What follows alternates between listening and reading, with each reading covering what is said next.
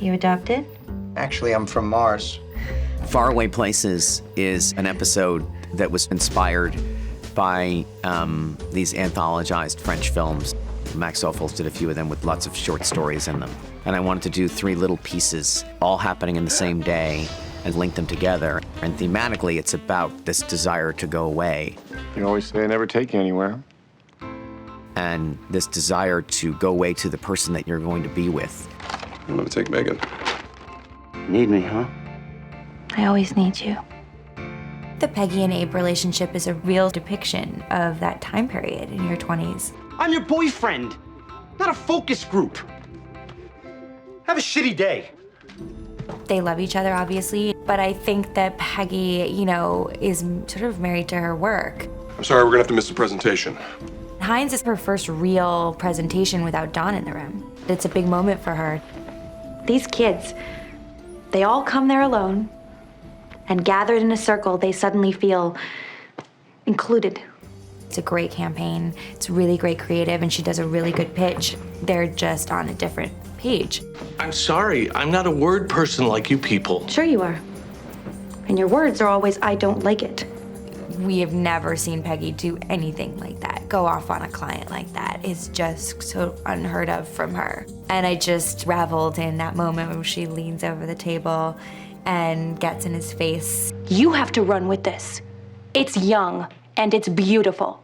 And no one else is gonna figure out how to say that about beans.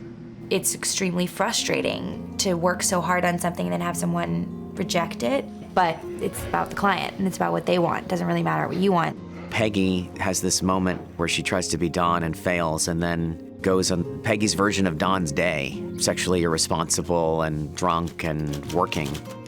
Being taken off the account is, of course, incredibly disappointing. Just watch the movie. And I think that that's just a moment of forgetting about everything that's going on. Peggy gets this message from Ginsberg about being displaced. My father told me a story. I was born in a concentration camp, but that's impossible. It's amazing to learn that about Ginsberg, but it's also amazing to think that this generation from the Holocaust, it's literally 15 years later, 20 years later, and that we don't feel like we belong where we are. And it's incredibly complex but true to life that night she makes that phone call to Abe. Come up here. Okay. Hurry. She doesn't know if she wants to be with Abe, but it's what she wants in that moment. You're not gonna say anything? What? I said you look nice, and I said I don't want to do this.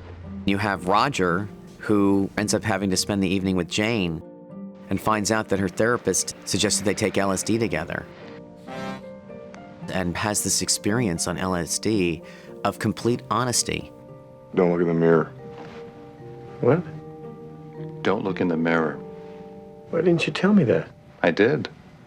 And this experience of empathy, an empathy that he probably has never experienced in his life. He doesn't really see the world through other people's eyes. It's just so beautiful how we were able to be there together in the truth, like you wanted.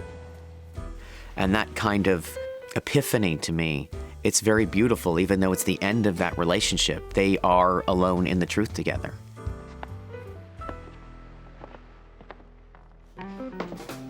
Megan, can I have a moment? Sure. At this point in their relationship, I think Don has pulled back significantly from work and is looking at this Howard Johnson's thing as something that they might have a little fun with, get away from the kids. I feel like I abandoned the team.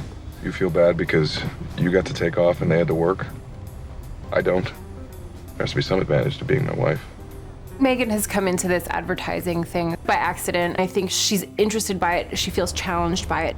And she is trying to make a career for herself. And he just feels like he can whisk her away at any moment. You like to work, but I can't like to work.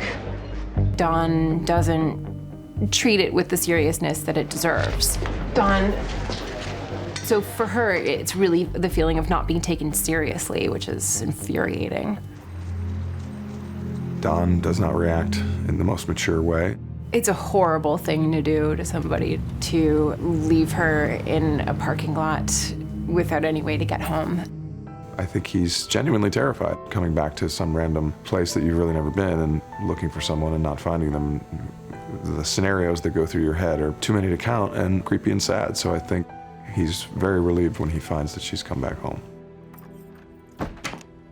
She's determined to prove to him that she can actually fend for herself. 6.5 hours on a bus. And then try getting a cab at Port Authority at 5 in the morning. Try getting anything but an offer. It's very different from other women in his life. And when they come back to the apartment, it's so violent and so passionate. What you really get is that Don loves this woman. I thought I lost you. I don't think we've ever seen that man before, and we realize what this woman means to him and that she is everything that's good to him.